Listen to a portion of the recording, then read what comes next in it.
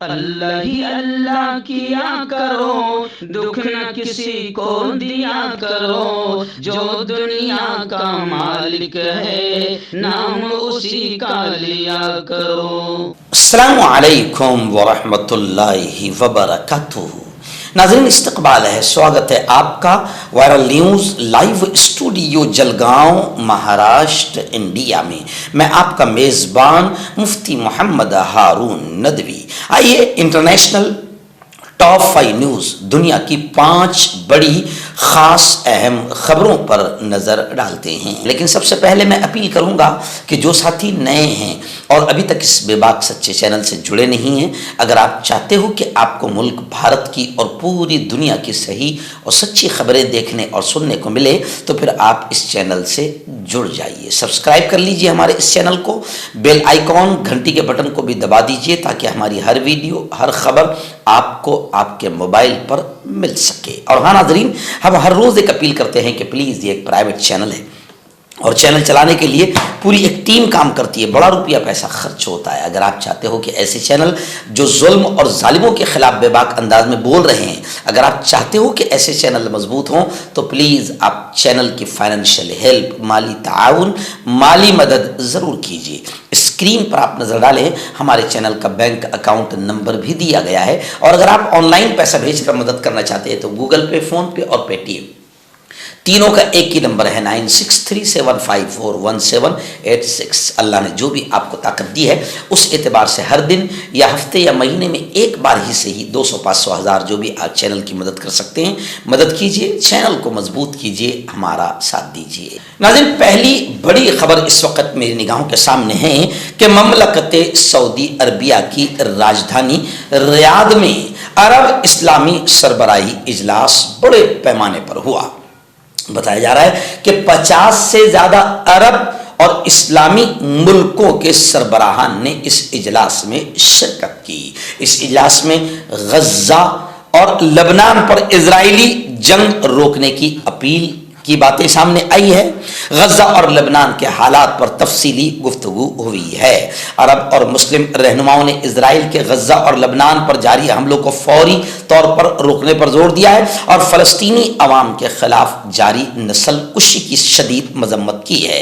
یہ تاریخی الفاظ گزشتہ کل سعودی عرب کی راجدھانی ریاض میں عرب اسلامی سربراہی کانفرنس کے افتتاحی اجلاس میں ادا کیے گئے۔ خطے میں جاری تنازع پر اہم عرب اور مسلم شخصیات نے دو ٹوک پیغام دیا ہے کہ اسرائیلی جارحیت کو مزید برداشت نہیں کیا جائے گا۔ سعودی ولی عہد محمد بن سلمان ولی عہد نے اپنے خطاب میں فلسطینی ریاست کے قیام کو مشرق وسطی میں امن و استحکام کی بنیاد قرار دیتے ہوئے کہا کہ 1967 کی سرحدوں پر اور یروشلم کو دارالحکومت بنانے والی فلسطینی ریاست کا قیام لازمی ہے۔ انہوں نے اسرائیل کی فلسطینی عوام کے خلاف جارحیت اور لبنان کی خود مختاری کی خلاف ورزی کی مذمت کرتے ہوئے کہا کہ اسرائیل کی نسل کشی کو مزید برداشت نہیں کیا جائے گا۔ ناظرین، دوسری بڑی خبر اس وقت آ رہی ہے نیدرلینڈ سے۔ جی ہاں، نیدرلینڈ میں فٹ بال میچ میں ہنگامہ ہو گیا۔ اس ہنگامے کے بعد ڈچ پولیس نے فلسطینی حامی ریلی پر ٹوٹ پڑی۔ ڈچ پولیس نے فلسطینی حامی ریلی میں 50 مظاہرین کو گرفتار کر لیا۔ ایکچول میں آپ سب جانتے ہیں کہ فلسطین پر اسرائیلی آتنکواد کی جو بمباری شروع ہے، اس کو لے کر پوری دنیا میں لوگ باقاعدہ اسرائیل کے آتنکواد کے خلاف ریلیاں، نعرے بازی کر رہے ہیں، احتجاج آندولن کر رہے ہیں۔ اور فٹ بال میچ میں بھی کچھ ایسے لوگ تھے جنہوں نے فلسطین کے سپورٹ اور سمرتھن میں نعرے لگائے، جس کو لے کر ڈچ پولیس فلسطینی حامی ریلی پر ٹوٹ پڑی اور 50 مظاہرین کو ڈچ پولیس نے گرفتار کر لیا ہے۔ ناظرین، تیسری بڑی خبر آ رہی ہے لبنان کے حالات کو لے کر۔ آپ جانتے ہیں کہ اسرائیلی آتنکواد جو ہے وہ لبنان، شام اور ایران اور عراق تک پہنچ گیا ہے۔ اب لبنان سے خبر آ رہی ہے کہ گزشتہ کل بھی لبنان پر اسرائیلی آتنکیوں نے فضائی حملے کیے، جن میں 53 افراد کے ہلاک ہونے اور 99 یعنی قریب 100 لوگوں کے زخمی ہونے کی خبریں آ رہی ہے۔ لبنان کی وزارت صحت نے اتوار کو یہ इत्तला दी। वजारत ने एक बयान में कहा कि गुज़िश्ता 24 घंटों के दौरान इजरायली बमबारी के नतीजे में 53 अफराद हलाक हुए हैं। वजारत सेहत ने यह भी कहा कि इससे इजराइल और लेबनान के दरमियान हालिया कशीदगी के आगाज से अब तक हलाक होने वालों की कुल तादाद 1863 के करीब और जख्मियों की तादाद 14,000-15,000 के करीब पहुंच चुकी है। इजरायली फजाइया ने इतवार की सुबह शुमाली लेबनान के तफरीही शहर से 15 किलोमीटर दूर एक रिहायशी इमारत को निशाना बनाया, जिसमें बच्चों समेत 20 से ज्यादा अफराद हलाक हुए हैं। नाज़रीन, बड़ी खबर आ रही है। जी हां, फलस्तीन को लेकर पूरी दुनिया में आवाजें उठ रही है। अब फलस्तीन के झंडे आपने देखा होगा कि लोग हाथों में उठाकर फ्री फलस्तीन, फलस्तीन को आजाद करो के नारे लगाते हुए नजर आ रहे हैं। लेकिन अब बड़ी खबर आ रही है कि फ्रांस ने, पेरिस ने फलस्तीनी झंडों पर भी पाबंदी लगा दी है। फ्रांस ने इजराइल के खिलाफ मैच में फलस्तीनी झंडे ले जाने पर भी पाबंदी लगा दी है। फ्रांस की राजधानी में पुलिस के सरबराह ने बाकायदा फ्रांसीसी कौमी टीम और इजराइल के दरमियान आइंदा मैच के दौरान फलस्तीनी परचमों पर पाबंदी का ऐलान किया है।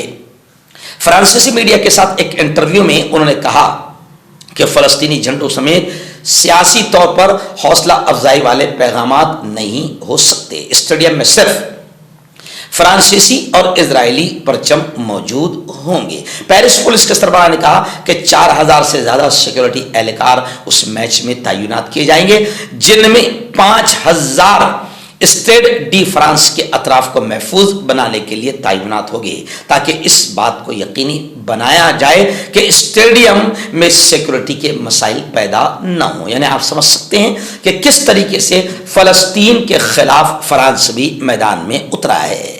आखिरी बड़ी खबर इस वक्त जापान टोक्यो से आ रही है। जी हाँ, जापान की लिबरल डेमोक्रेटिक पार्टी यानी LDP के रहनुमा अशेबा दोबारा जापान के PM, जापान के वजीर आजम बन गए हैं। इनको जापानी पार्लियामेंट के दोनों ऐवानों में सबसे ज्यादा वोट हासिल करने के बाद पीर को मुल्क के वजीर आजम के तौर पर इन्हें दोबारा मुंतखब कर लिया गया है। वजीर आजम ने इंतखाब के लिए पार्लियामेंट के इंतखाब के लिए वजीर आजम के इंतखाब के लिए पार्लियामेंट ने पीर की सपैर को गैर मामूली इजलास बुलाया। LDP और वहां की एक दूसरी हुक्मरान इत्तेहाद ने गुज़िश्ता माह के आम इंतखाबात में अपनी देरीना अक्सरियत खो दी थी। इसलिए वोट अशेबा और मरकजी अपोजिशन के दरमियान जब मामला हुआ तो अशेबा को जबरदस्त अंदाज में वोट मिले और उन्हें दोबारा जापान का वजीर आजम मुंतखब कर लिया गया है।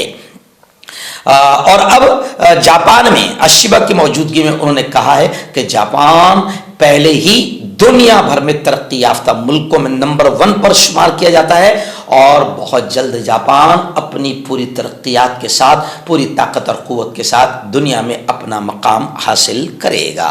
और आपको ये भी बता दूं कि मिस्टर अशेबा ने अक्टूबर के अवाइल में मुल्क के 102वें वजीर आजम के तौर पर ओहदा संभाला है। यानी अशेबा मुल्क के अब 102वें वजीर आजम हैं जापान के।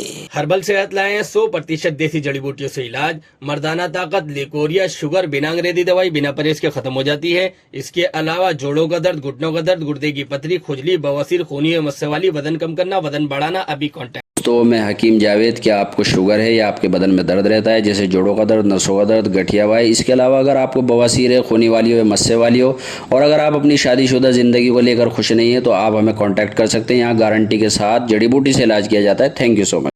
मर्दाना ताकत हासिल करें 72 घंटों के अंदर, वो भी जड़ी बूटियों द्वारा। हकीम याकूब खान से कांटेक्ट करें, जो कि 75 सालों से हिकमत कर रहे हैं। इसके अलावा जोड़ों में दर्द, गुर्दों में पथरी, शुगर, खुजली, लिकोरिया का गारंटी से इलाज किया जाता है। अभी कांटेक्ट